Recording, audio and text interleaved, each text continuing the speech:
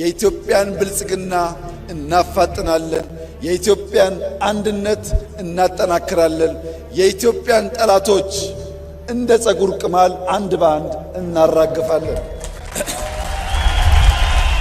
ይህ የኢትዮጵያን ጠላቶች እንደ ጸጉር ቅማል አንድ በአንድ እናራግፋለን የሚለው የጠቅላይ ሚኒስትር አብይ አህመድ ንግግር በሆሳና ከተማ የተደረገ ነው። ጠቅላይ ሚኒስትሩ እያንዳንዱን ፈተና ወደ ድል በመቀየር የኢትዮጵያን ብልጽግና እናፋጥናለን፣ አንድነትን እናጠናክራለን ካሉ በኋላ ነው የኢትዮጵያን ጠላቶች እንደ ጸጉር ቅማል አንድ በአንድ እናራግፋለን ሲሉ የተናገሩት። አብይ አህመድ ውጪ ክፍለ ጦር አደራጅቶ ሰይጣን ቢመጣ ከሱ ጋር መስራት ይችላሉ ብዬ ነው የማስበው። መታቸው ነው ብዬ ነው የማስበው። ምን አዲስ ነገር አለው? ከህወሓት ጋርም ሆነ ከኦላ ጋርም ከሰማይ በታች ከየትኛውም ኃይል ጋር ህወሓት ማነው የአብይ አህመድ አገዛዝን ለመጣል የሚደረግ ትግል እንደው እንደ እርግማንና እንደ ኃጢአት ሊቆጠር ይችላል ወይ? ይህ ደግሞ ለኤርትራ መገረድ አይሰለቻቸውም የሚባሉት የቀድሞ አርበኞች ግንቦት ሰባት አመራሩ አቶ አንዳርጋቸው ጽጌና የቀድሞ የኢሳት ጋዜጠኛ መሳይ መኮንን ንግግር ነው። እነዚህ ሰዎች ይህን ንግግር ማድረጋቸውን ተከትሎም ካለ ሻዕቢያና ህወሓት ድጋፍ መተንፈስ እንደማይቻል አድርገው እንታገልለታለን ለሚሉት ማህበረሰብ ሊነግሩት የሚዳዱ ናቸው በሚል ትችት የሚቀርብባቸው ናቸው። የእነዚህ ሰዎች አለቃ ኢትዮጵያን ቅኝ ገዢና ጨቋኝ ብሎ የተገነጠለው ሻዕቢያ በመሆኑ ከኤርትራ መንግስት ጋር መርህ አልባ ወዳጅነት ውስጥ ሲገቡ ከግብጽም እርዳታ ሲቀበሉ የኖሩ ትላንት ደግሞ የአብይ አህመድ ባለሟል የነበሩ እንደ ሁኔታው ተለዋዋጭ በሚል የሚተቹ በመሆናቸው ለሀገር ሉዓላዊነት ደንታ ሳይሰጣቸው ፍላጎታቸውን ካሳካላቸው ከማንኛውም ጸረ ኢትዮጵያ አቋም አራማጅ ጋር ሆነው ይሰራሉ በሚል ነው በምሬት የሚተቹት።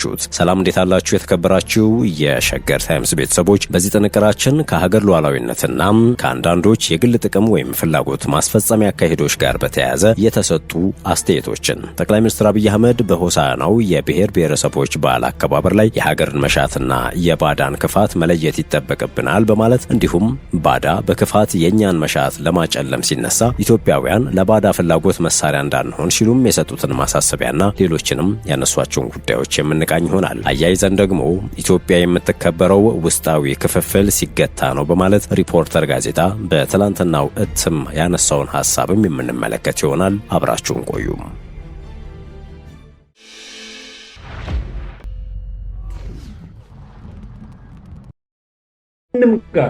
አብይ አህመድ ውጪ ክፍለ ጦር አደራጅቶ ሰይጣን ቢመጣ ከሱ ጋር መስራት ይችላሉ ብዬ ነው የማስበው። መታቸው ነው ብዬ ነው የማስበው። ምን አዲስ ነገር አለው? ከህወሓት ጋርም ሆነ ከኦላ ጋርም ከሰማይ በታች ከየትኛውም ኃይል ጋር ህወሓት ማነው የአብይ አህመድ አገዛዝን ለመጣል የሚደረግ ትግል እንደው እንደ እርግማንና እንደ ኃጢአት ሊቆጠር ይችላል ወይ? የኢትዮጵያ ፖለቲካ መስመርና መርህ አልባነቱ በብዙ የሚያጨቃጭቅ ከሆነ ሰነባብቷል። በመንግስትና ሀገራዊ ጥቅም መሃል ያለችዋን ቀጭን መስመር በመረማመድ የሚሰጡ ስሜታዊ አስተያየቶችም ብዙዎችን በአደባባይ እያስተዛዘበ ይገኛል። እነዚህን መሰል በሚዲያና ፖለቲካ መድረክ ለዓመታት የሰነበቱ ሰዎች የሚሰጧቸው አስተያየቶች የመሪ ያለህ ያስባሉ ሆነው ተገኝተዋል። የተለያዩ አስተያየት ሰጪዎች እንደሚሉት ከትላንት ወዲያ ህወሓትን ከስልጣን ለማውረድ ከሰይጣንም ጋር አብረን ብንሰራ ምን ችግር አለው? ምን ኃጢአት ያለው ብለው ኢትዮጵያን ቅኝ ገዢና ጨቋኝ ብላ ከተገነጠለች ኤርትራ ጋር ሲተባበሩ ከግብጽ እርዳታ ሲቀበሉ የኖሩት ሰዎች ትላንት ደግሞ የጠቅላይ ሚኒስትር አብይ አህመድና ብልጽግና መንግስት አንጋሽ በሚመስል መልክና ባህሪ ባለሟል ነበሩ በማለት የሚያስታውሱ አካላት የዛሬው ንግግራቸውን በትዝብት ይተቹታል። የጦርነት አጋፋሪ ሆነው 95 ለ5 ሲሉ የነበሩ አሳውን ለማጥፋት ባህሩን ማድረቅ ሲሉ የከረሙ የሚሉ አንድ አስተያየት ሰጪ ሰዎቹ ህወሓትን ለማጥፋት ከሰይጣንም ጋር ቢሆን መስራት ምን ኃጢአት አለው ሲሉ እንዳልነበር ዛሬ ደግሞ ወንበራቸውን ካጸኑላቸው ጠቅላይ ሚኒስትር አብይ አህመድን ለማስወገድ ሊቀ ሰይጣናት ሲሉ ከገለጿቸው ህወሓትና ሻዕቢያ ከሚባሉ ጋራ መስራቱ ምን ኃጢአት አለው ብለው ተከስተዋል ሲሉም አጥብቀው ይወቅሷቸዋል። እነዚህ በህወሓትና በሻዕቢያ አቅፍ ውስጥ ለመግባት መቼ ይሆን ወረፋ የሚደርሰን ብለው በጉጉት ሲጠባበቁ የነበሩ የኢትዮጵያዊነት ወኔ የሚሆን ኩራት የሌላቸውና በኦነግ በህወሓትና በሻዕቢያ ለመታቀፍ የቋመጡ በሚልም ምሬት ተገልጸዋል። ሰው በገዛ ምኞቱ ተታሎ ይፈተናል እንዲል ቅዱሱ መጽሐፍ ካለ ሻዕቢያና ህወሓት ድጋፍ መተንፈስ እንደማይችሉ አድርገው እንታገልለታለን የሚሉትን ማህበረሰብ ሊነግሩት ይዳዳሉ የሚሉት እኛ አስተያየት ሰጪ ምንም ይባል ምን ህወሓትን ዳግም የሚታገስ የኢትዮጵያ ህዝብ እንደሌለ ማስተዋል ተስኗቸው ዛሬም በድሮ በሬ ያርሳሉ። ኢትዮጵያ አትመጥነንም ብለውና ተጸይፈዋት 80ዋን ቀደው ከተገነጠለች ኤርትራ መንበር ስር ትልቋን ኢትዮጵያን ለማሰገድ ይተራመሳሉ፣ ሊያዋርዷትም ይከጅላሉ በማለት ቀደም ሲል ቀንጭበን የሰማነውን የአቶ አንዳርጋቸው ጽጌንና የጋዜጠኛ መሳይ መኮንን ንግግር ይሞግታሉ። ኢትዮጵያን አዋርዶ ለሻዕቢያ ለማስገረድ የሚሻ ማንኛውም ኃይል በአደባባይና በይፋ መታገል እንደሚገባ፣ የኢትዮጵያን ህዝብ ዳግም ለህወሓትና ለኦነግ ገጸ በረከት አድርጎ የሚሰራ የሚያብርና የሚተባበር ኃይል መልአክ እንኳ ቢሆን በአደባባይ መወገዙ የግድ እንደሆነ፣ ለኢትዮጵያና ኢትዮጵያውያን የሚያስፈልገው አዲስ አስተሳሰብ መሆኑንም አስተያየት ሰጪው ይሞግታሉ።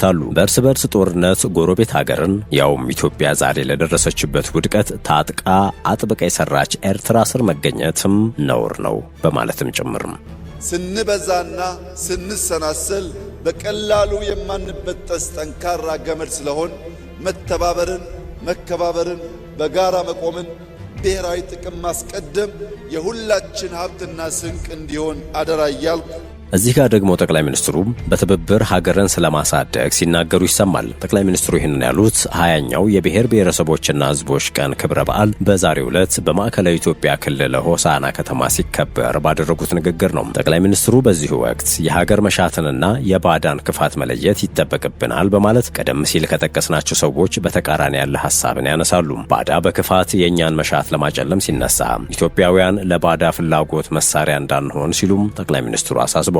እርስ በርስ መተሳሰር ሲገባን ክፉ ሐሳብ ያለውን የባዕዳን መሻት በውስጣችን እንዳናስገባና በታሪክም ተወቃሽ እንዳንሆን ኢትዮጵያውያን ልብ ገዝተን ሰላማችንን እናጽና ያሉት ጠቅላይ ሚኒስትር አብይ አክለውም በንግግር እንመን፣ በተሰማራንበት የሥራ መስክ ሁሉ በትጋት እንስራ፣ ሌብነትን እንጠየፍ፣ የሀገር ጥቅምና የሕዝቦቻችን ክብር እናስቀድም፣ ለዘመናዊነት ለለውጥ ክፍት እንሁን፣ ሉዓላዊነታችንንም በሁሉም መስክ እናሳካ ብለዋል። ኢትዮጵያ በብዙ ተስፋ የተሞላች ሀገር መሆኗን ያነሱት ጠቅላይ ሚኒስትሩም አያይዘውም ብዙ አስደናቂ ጅምሮችና ውጤትን ያሳየች እየተመነደገች እያንሰራራች ያለች ሀገር ናት ሲሉ ገልጸዋል። ይህ መልካም ጅማሮ በፈጣሪያችን የሚደገፍ ቢሆንም በሰይጣን ትጋት ቀን ከሌት ለማደናቀፍ ሙከራዎች ይደረጋሉ ሲሉም ገልጸው ሆኖም ማንኛውንም ፈተና፣ ማንኛውንም ትንኮሳ፣ ማንኛውንም የክፉ ሐሳብ ኢትዮጵያን ከብልጽግና ማቆም አይችልም ሲሉም አጽንኦት ሰጥተዋል። አያይዘውም እያንዳንዱ ፈተና ወደ ዕድል በመቀየር የኢትዮጵያን ብልጽግና እናፋጥናለን ያሉ ሲሆን የኢትዮጵያን አንድነት እናጠናክራለን፣ የኢትዮጵያን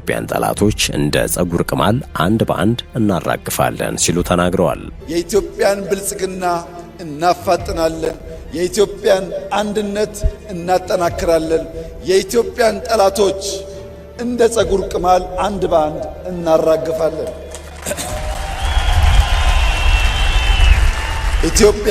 ኢትዮጵያ ለአፍሪካውያን ወንድሞቻችንና እህቶቻችን የብልጽግና ምልክትና ምሳሌ ትሆናለች ያሉት አብይ በሰላም እንደጀመረን በሰላም እንጨርሳለን፣ እኛም የኮሎኔል በዛብህ ልጆች አንሸማቅቅም፣ በጀግንነት የጀመርነውን በጀግንነት እንጨርሳለን ሲሉም ተደምጠዋል። የተከበራችሁ ተከታታዮቻችን ከዚሁ ጋር ተያይዞም ቀደም ሲል ያነሳነውን ሐሳብ የሚያጠናክርልን ስለሆነ ኢትዮጵያ የምትከበረው ውስጣዊ ክፍፍል ሲገታ ነው የሚለውን የሪፖርተር ጋዜጣን ርዕሰ አንቀጽ እንደሚከተለው እናቀርብላችሁ።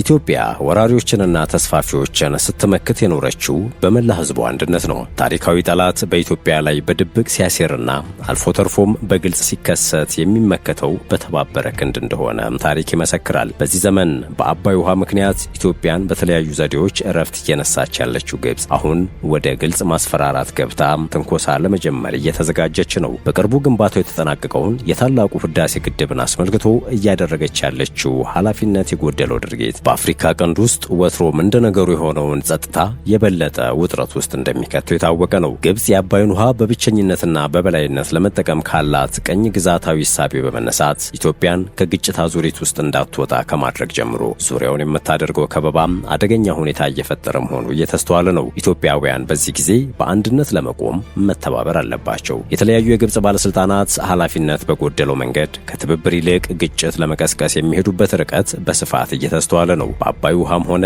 የህዳሴ ግድብን አስመልክቶ ንግግርና ድርድርን በመሸሽ በአካባቢው መጠነ ሰፊ ግጭት ለማስጀመር የሚያደርጉት ትንኮሳ መግቻ ያስፈልገዋል። ኢትዮጵያ ከዚህ ቀደም በይፋ እንዳስታወቀችው ከግጭት ይልቅ በጋራ ተጠቃሚነት መርህ መነጋገርና ችግሮችን መፍታት ነው የሚያዋጣው። የኢትዮጵያ ጉዳይ ያገባናል የሚሉ ወገኖችም ይህንን መርህ ይደግፋሉ። ኢትዮጵያ የገዛ ሀብቷን ለመጠቀም የማንንም ፈቃድ እንደማያስፈልጋት ሁሉ ከአባይ ተፋሰስ ሁሉም ሀገሮች ጋር ብቻ ሳይሆን ከዚያም አልፎ ከሌሎችም ጋር በጋራ ጥቅም ላይ የተመሰረተ እድገት እንደምትሻ ከዚህ ቀደም ደጋግማ አስታውቃለች። ኢትዮጵያውያንም ውስጣዊ ክፍፍልን በንግግርና በድርድር መልክ በማስያዝ በሁሉም ብሔራዊ ጉዳዮቻቸው ላይ የሚያስማማቸው የጋራ ሀሳብ ሊኖራቸው ይገባል። ልዩነቶቻቸውንም በሰለጠነ መንገድ ለመፍታት የሚያስችላቸው ምህዳር መፍጠር ይጠበቅባቸዋል። ውስጣዊ ችግሮችን ፈር ለማስያዝ ከሚረዱ ጉዳዮች ውስጥ አንደኛው መንግስት ጥሩ ሲሰራ የሚመሰገነውን ያህል ሲያጠፋም መወቀስ አለበት። የህዝቡን ሰላምና ደህንነት፣ የህግ የበላይነትን ማስከበር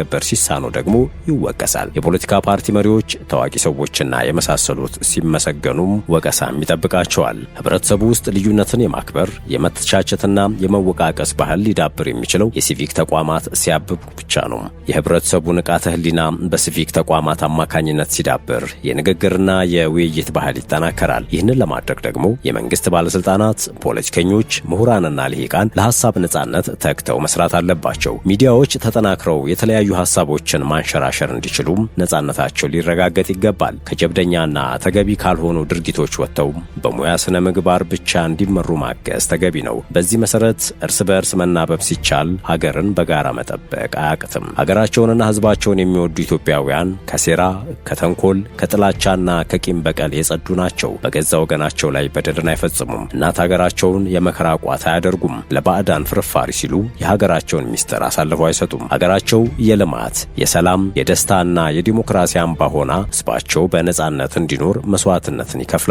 በህዝብ ደም እየነገዱ ስልጣን፣ ክብርና ሀብት አያጋብሱም። በቅናትና በመቀኝነት ተነሳስተው ተፎካካሪያቸውን አያጠፉም። ከዚህ በተቃራኒ ያሉት ግን መታወቂያቸው መግደል፣ ማፈናቀል፣ መከፋፈል፣ ህዝብን በህዝብ ላይ ማነሳሳት፣ መዝረፍ፣ አገርን ማዳከምና የመሳሰሉት እኩይ ድርጊቶች ናቸው። ለ21ኛው ክፍለ ዘመን የማይመጠን አስተሳሰብ ይዘው ክፋት የሚዘሩ ይብቃቸው። አዲሱን ትውልድ አይመርዙም። የሀገር ሰላምን አያቃውሱ። ኢትዮጵያ የምትከበረውና የምትታፈረው በመከፋፈል ሳይሆን በአንድነት በመቆም እንደሆነ ግንዛቤ ይኑር። የግብፅንም ሆነ የሌሎችን ሴራ በመበጣጠስ ኢትዮጵያን በጋራ ከፍ ለማድረግ ሲባል ውስጣዊ ክፍፍል ይገታ። በፌዴራሉም ሆነ በክልል ብሔራዊ መንግስታት የሚወሰዱ ማናቸውም እርምጃዎች በመርህ ላይ የተመሰረቱና አብሮ የሚኖረውን ህዝብ ፍላጎት ያማከሉ ይሆኑ። መርህ በምክንያታዊነት መመራትን፣ ትክክለኛነትንና ስህተትን መለየትን፣ ግልጽነትን፣ ሐቀኝነትን፣ ብስለትን፣ ፍትሐዊነትን፣ ስነ ምግባርና የመሳሰሉ እሴቶችን መላበስ ነው። መንግስት የህዝብን ጤና፣ ሰላም፣ ደህንነትና ህልውናን የሚጎዱ ማናቸውንም አይነት ድርጊቶችን የመከላከል ኃላፊነት አለበት። ህዝብም ህገወጥ ድርጊት የሚፈጽሙ ግለሰቦችንም ሆነ ቡድኖችን ማጋለጥ ይጠበቅበታል። ህገወጥ ከሚባሉት መካከል ግጭት በመቀስቀስ የሀገር ሰላም ማደፍረስ፣ ንብረት ማውደም፣ የጦር መሳሪያ ዝውውር፣ የአደንዛዥ እጾች ዝውውር፣ ግብር መሰወር፣ የሀገር ሀብትን መዝረፍ፣ የሰብአዊ መብት ጥሰትና ሌሎች አስከፊ ድርጊቶች ይጠቀሳሉ። ህገወጥነት በህጋዊነት ላይ የበላይነት እንዳይዝ መንግስትና ህዝብ በአንድነት መቆም ይጠበቅባቸዋል። መንግስት ውስጡን አጥርቶ ህግና ስርዓትን ተከትሎ ኃላፊነቱን ሲወጣ ታሪካዊ ጠላቶች እንዳሻቸው የሚሆኑበት አንዳችም ክፍተት ማግኘት እንደማይችሉ በቀላሉ መረዳት ይቻላል። ከጥንት ጀምሮ ሀገራቸውን የሚወዱ ኢትዮጵያውያን በህይወት መስዋዕትነት ጭምር ኢትዮጵያን ጠብቀው ለዚህ ትውልድ አስተላልፈዋል። ኢትዮጵያውያን ዞር ብለን ታሪካችንን በጽሞና ካየነው በህዝብ መካከል መተሳሰብ፣ መከባበር፣ መተዛዘን፣ ያለውን ነገር መካፈል፣ ልዩነቶች መኖራቸው እስከማያስታውቅ ድረስ በጋብቻ ተሳስሮ መዋለድ፣ ረቂቅ የሆኑ የጋራ ስነ ልቦናዎችና መስተጋብሮች እንዲሁም የሀገር ፍቅር ስሜት በመስረጻቸው ከትውልድ ወደ ትውልድ ተሸጋግረዋል። ይህንን ከመሰለ አስተዋይ ጨዋና ኩሩ ህዝብ ውስጥ የወጡ ፖለቲከኞች፣ ምሁራን፣ ልሂቃንና በተለያዩ መስኮች የተሰማሩ ዜጎች ከምንም ነገር በፊት ኢትዮጵያን ያስቀድሙ። ከህዝባቸውና ከሀገራቸው በፊት የራሳቸውን ጥቅም ለማስቀደም አይሽቀዳደሙ። ያልተገባ ጥቅም ለማግኘት ሲሉ በንጹሐን ህይወት አይቆምሩ። ህዝብና ሀገርን አንድ ጋት የማያራምዱ ከንቱ ድርጊቶች ውስጥ አይገኙ። የኢትዮጵያን ጠንካራ ክንድ ከሚያዝሉ ድርጊቶች ራሳቸውን ያርቁም። ኢትዮጵያ ታፍራና ተከብራ የምትኖረው ውስጣዊ ክፍፍል ሲገታ ነው። የተከበራችሁ የሸገር ታይምስ ቤተሰቦች ለዛሬ ያዝነው ጥንቅራችን ያደመጣችሁትን ይመስል ነበር። ስለተከታተላችሁን ከልብ እናመሰግናለን። በያላችሁበት ሰናይ ጊዜ